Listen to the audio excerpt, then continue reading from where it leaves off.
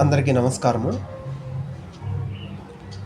సప్తతాళములు 7 విధములు. ఆ శ్లోకం ధ్రువో మత్స్య రూపకశ్చ చంపే త్రిపుటయేవ చ అటతాళేకతాళశ్చ సప్తతాళాః ప్రకీర్తితః. ధ్రువో మత్స్య రూపకశ్చ చంపే త్రిపుటయేవ చ అటతాళేకతాళశ్చ సప్తతాళాః ప్రకీర్తితః.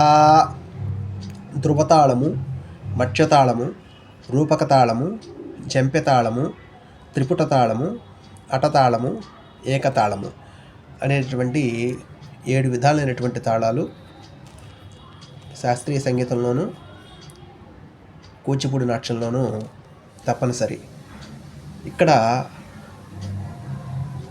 అంగాలు లఘు అంటే ఒక ఘాత వేసి ఇలా వేళ్ళు లెక్కిస్తే దాన్ని లఘు అంటారు.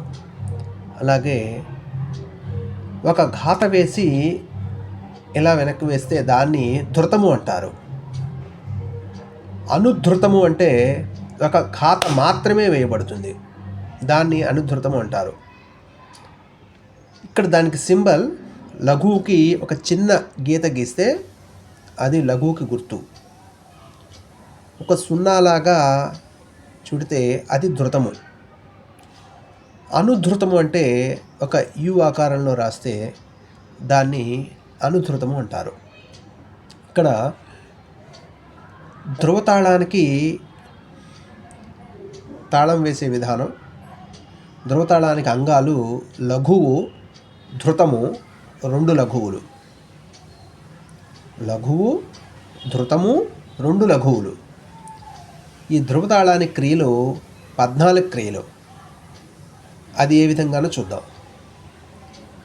1, 2, 3, 4, 5, 6, 7, 8, 9, 10, 11, 12, 13, 14. ధ్రువతాళానికి 14 క్రియలు ఉంటాయి. తరువాత మత్స్యతాళానికి అంగాలు ఒక లఘువు, ఒక ధృతము, ఒక లఘువు. మొత్తం మత్స్యతాళానికి 10 క్రియలు వస్తాయి. అదే విధంగానూ చూద్దాం. 1, 2, 3, 4, 5, 6, 7, 8, 9, 10. 10 క్రియలు మత్స్యతాళానికి అంగాలన్నమాట. తర్వాత రూపకతాళానికి అంగాలు ఒక ధృతము, ఒక లఘువు. అంటే రూపకతాళానికి 6 క్రియలు వస్తాయి. రూపకతాళం అంగాలు ఒక ధృతము, ఒక లఘువు. దీని క్రియలు 6 క్రియలు. అదే విధంగానూ చూద్దాం. 1, 2, 3, 4, 5, 6. ఈ 6 క్రియలు రూపకతాళం అంటారు. జంపెతాళం అనగా ఒక లఘువు, ఒక అనుధృతము, ఒక ధృతము. జంపెతాళానికి క్రియలు 7 క్రియలు. అవి ఏ విధంగానూ చూద్దాం. ఒక లఘువు, ఒక అనుధృతము, ఒక ధృతము. 1, 2, 3, 4, 5, 6, 7. ఈ 7 క్రియలు చెంపెతాళం కిందకు వస్తాయి. తరువాత త్రిపుటతాళము. త్రిపుటతాళానికి అంగములు ఒక లఘువు, 2 ధృతములు.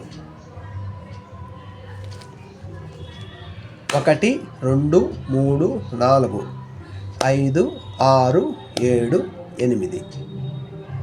8 క్రియలు త్రిపుటతాళానికి వస్తాయి. తర్వాత అటతాళమునకు అంగాలు 2 లఘువులు, 2 ధృతాలు. అటతాళానికి అంగాలు 2 లఘువులు, 2 ధృతాలు. మొత్తం కలిపి 12 క్రియలు.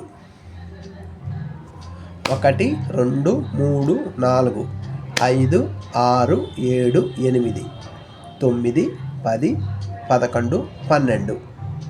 ఈ 12 క్రియలు అటతాళ అంగాలకి వర్తిస్తాయి. తర్వాత ఏకతాళము.